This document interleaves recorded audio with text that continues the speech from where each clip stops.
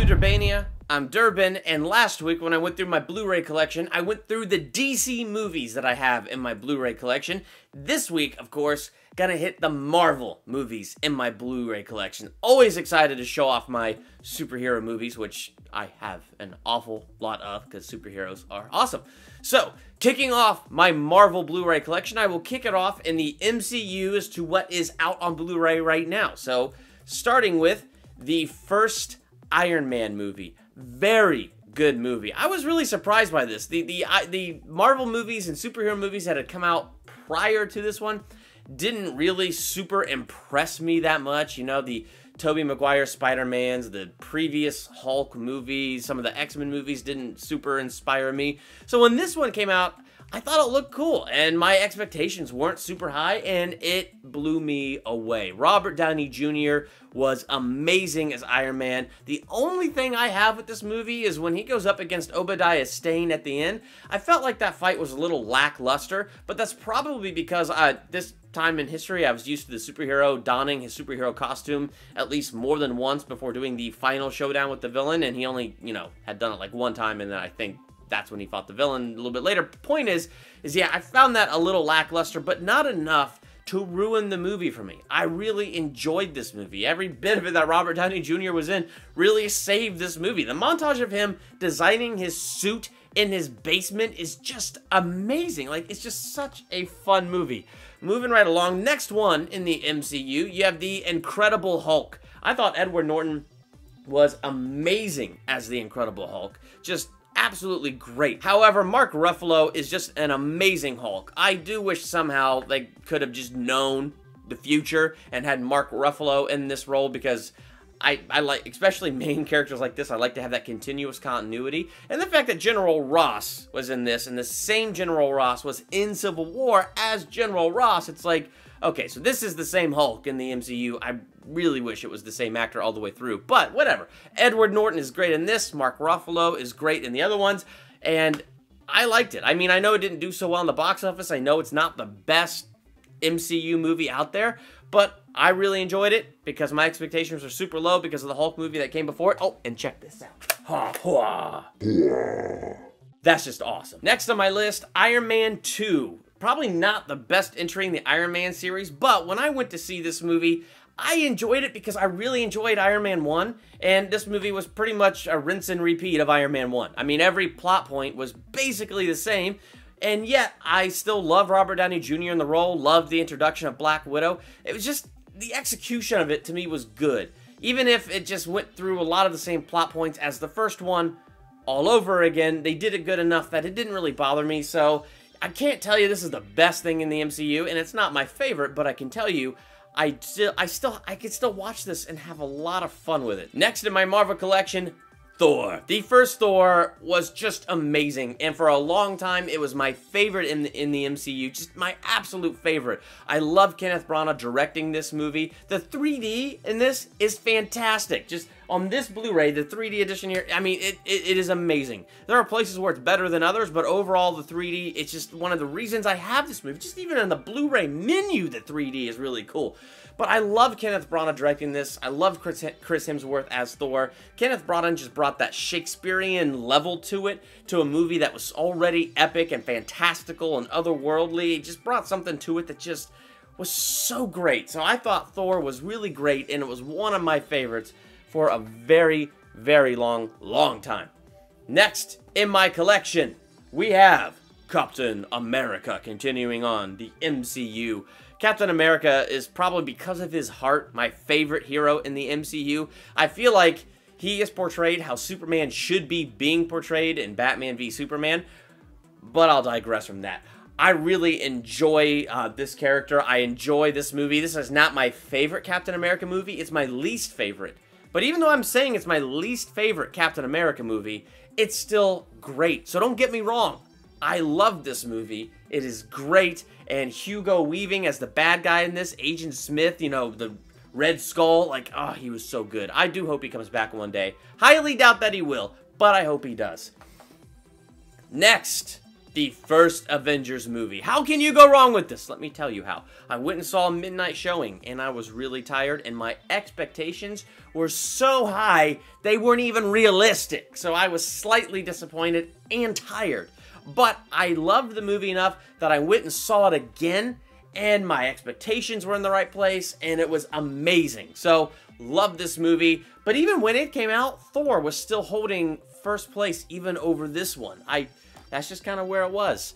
Next in my collection, Iron Man 3. When I first saw this on the big screen, it was still probably my least favorite. And I think the thing that I liked the least was the twist, that the Mandarin was really a bad actor named Trevor. I guess he's technically a good actor, because he did a really good job and everybody believed that he was, you know, the Mandarin, this evil, scary dude. And so, what I didn't like about the twist was that I loved Ben Kingsley as that character. That Southern Baptist drawl and evilness that just seeped out of his pores. I can't even do it. It was amazing, and I was really sad to see that that's not really who he was. Then I was even more disappointed because I didn't realize the Mandarin was basically Iron Man's Lex Luthor. And I couldn't believe Marvel would do that to such an important character. Like, I never really read Marvel growing up, so I didn't know how important, how big and looming the Mandarin was. And for him to just be Trevor, they try to correct it in one of the little Marvel shorts on a future Blu-ray so that you see that the Mandarin does exist out there and he's mad that Trevor took his name. But I highly doubt at this point we'll ever get back into that, but I don't know. Iron Man 3 was still fun. I still enjoyed it. Enjoyed all the aftermath stuff from the Avengers movie and Tony Stark dealing with the fear of him living in a scientific world and seeing this weird wormhole, borderline supernatural stuff that he would never have believed. So, like, that stuff was really cool. Speaking of Thor, Thor: The Dark World is next in my Marvel Blu-ray collection. Probably my least favorite. And even when I say that it's my least favorite of the MCU, that doesn't mean I don't like it. I do like it. It's fun. It's got a lot of fun moments. But the first Thor was just so good and so epic. And I so enjoyed it. I was let down by this one. And when you go from Kenneth Branagh directing to a Game of Thrones director directing, I thought that was a brilliant idea. And I don't know where this movie kind of veered for me.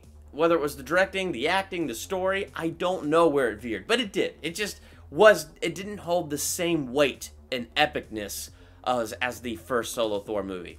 But still enjoyable. Still like to, you know, pop it in every once in a blue moon. Captain America: The Winter Soldier. Yeah, that's next in my Blu-ray collection. This movie's just fantastic. I mean, you take the whole concept of a spy movie, and instead of just any ordinary spy, this is a superhero. And then you don't do shaky cam like in those Jason Bourne movies so you can see what's going on. Boom! You have an awesome movie! This movie is incredible. I love it. I think Civil War is probably my favorite over this, but by about that much. Like, by about a hair. But we'll get into Civil War in a little bit. But even so, I thought this was a great Captain America. And when it came out, it was my #1 favorite movie until Guardians of the Galaxy came out. Do I really need to say anything about this? The 3D on this Blu-ray is amazing. It is just so good. And when this movie was announced, I went, come on, Marvel, a talking space raccoon? Are you serious? Oh, you're jumping the shark. And then the first trailer came out, and my face melted off with shame for making such a horrible prediction. And then I saw this movie, and it was just so beyond good that right now, it is my favorite in the MCU. And I'm so looking forward to Guardians of the Galaxy Volume 2 that I'm trying to manage my expectations because I think they're at an impossible level right now. But I really enjoyed this movie and really can't wait for the sequel. Next, in my Marvel Blu-ray collection, Avengers Age of Ultron. Solid Avengers movie. I really enjoyed this. Paul Bettany as Vision. He was fantastic. Vision, I thought, was such an interesting character on the Earth's Mightiest Heroes animated series that's on Disney. Like, I just thought he was such an interesting character in that. And Paul Bettany just did a great job as Vision. So, I think that was my favorite part. Bringing Vision into this and having him be the exact counter to Ultron. Like, that was just so interesting to me. But overall, it was a really good, fun, superhero team-up movie. Sad it was the movie that caused Joss Whedon to quit, but it was awesome. Moving right along, Ant-Man. I was surprised by Ant-Man. Didn't know what to expect from it. Didn't know what to think. Even on the Earth's Mightiest Heroes, I don't like Ant-Man at all whatsoever. Paul Rudd won me over. He's just such a nice guy, such a fun character. I really enjoyed it. I just enjoyed the tone. I enjoyed the lightness. And coming out of something like Avengers Age of Ultron and then going into this as your very next movie, that was a very smart move. It was just really good. So it's one of those movies that I could pop in from time to time and just watch, laugh, and enjoy. Guardians of the Galaxy, I could pop that in right now. I mean, anyway. Captain America Civil War. This was my #1 movie of 2016. If you want to see all the stuff I had to say about this in detail, you can click the link there and check out my review and, you know, things like that. I really enjoyed Civil War. Fantastic movie. Now, that's it for the MCU that is currently on Blu-ray. So now the rest of the Marvel Blu-rays I own are not MCU. They're just simply MC. The Amazing Spider-Man. I kind of enjoyed this one. I did not like the Tobey Maguire one, so this one caught me off guard. It surprised me. I had a lot of fun with it. I loved how Andrew Garfield portrayed it. I had a lot of fun. It has a lot of corny and hokey moments in it. Yeah, guess you can't escape that. But I really did enjoy it. I just thought it was a really good reimagining of Spider-Man, and well done.